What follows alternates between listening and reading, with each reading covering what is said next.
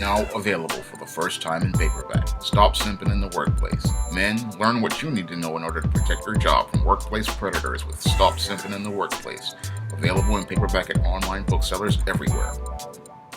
A Drexel University professor spent over $190,000 in federal grant money on strip clubs, sports bars, and iTunes over a 10-year period.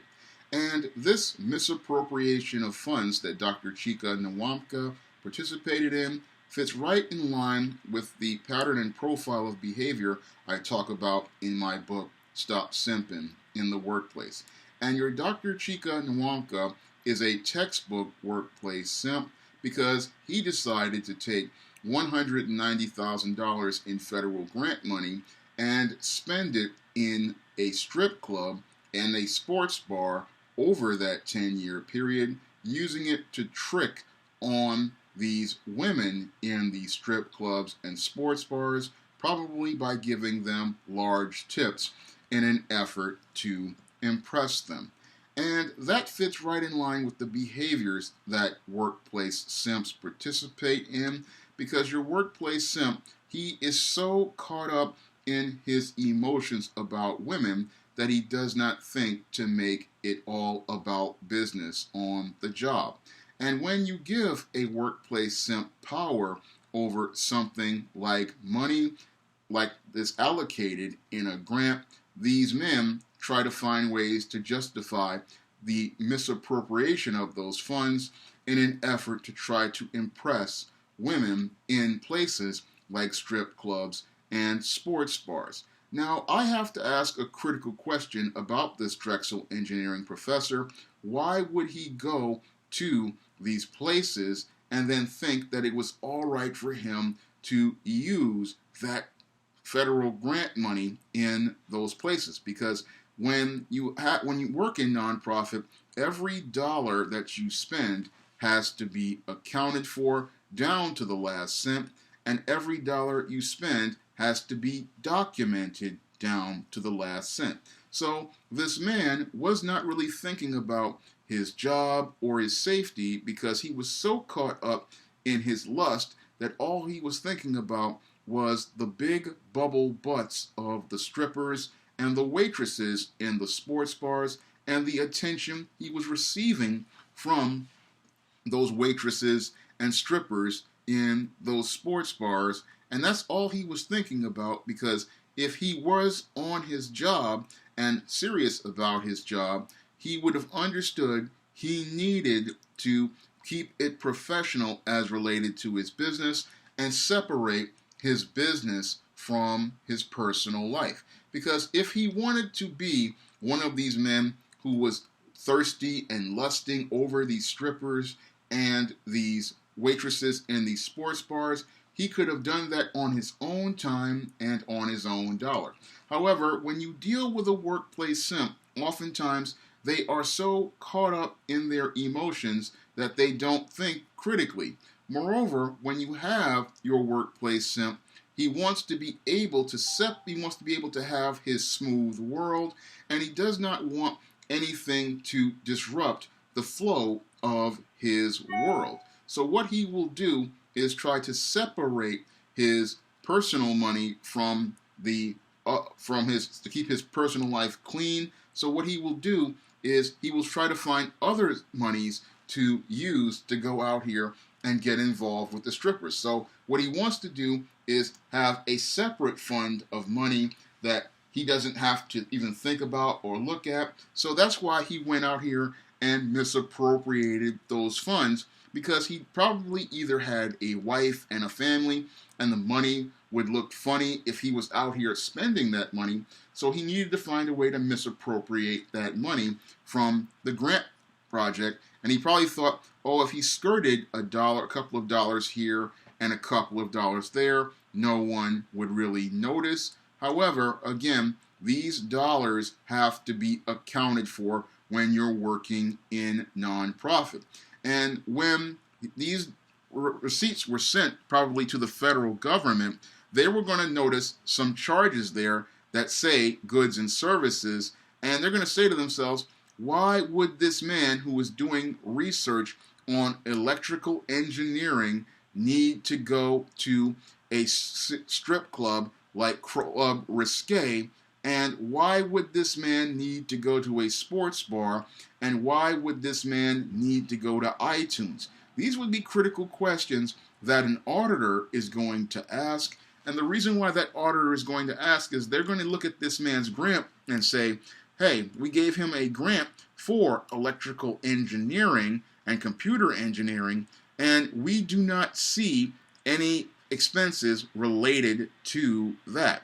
Now, when it comes down to these expenses, they don't mind seeing, okay, 1 or 2 lunch expenses and seeing it connect with a conference or connecting with a business event. That they can understand. But when they start to see goods and services being involving places like Club Risque, cheerleaders, the Tacony Club, they're going to start looking at it and saying, there are some red flags here because this man is spending money in places that are outside of his grant overall, and overall outside of his research. And for him to spend this type of money showed that this workplace simp was starting to lose control over himself, and he was starting to evolve in another type of workplace simp, which is the office pervert. And your office pervert is an individual who cannot control himself sexually in the workplace, and because he cannot control himself sexually in the workplace, he winds up violating numerous boundaries as related to workplace protocol and even behaviors as related to policy. And your Dr. Nwamka violated office policy by going and using this grant to spend it on these strippers, spend it on these waitresses, and spend it on iTunes.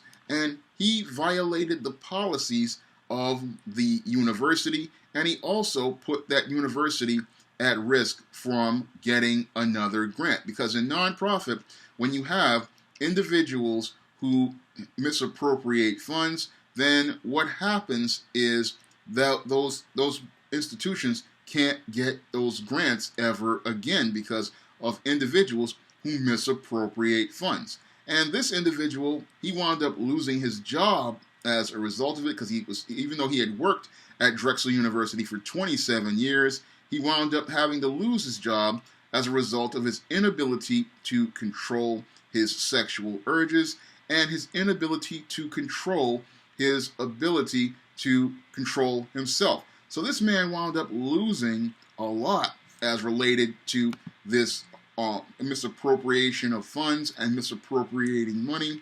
And it's a lesson for everyone out here about why they should not be out here simping in the workplace. Because workplace simps, because these men don't understand boundaries and don't understand that you need to keep your work life separate from your personal life.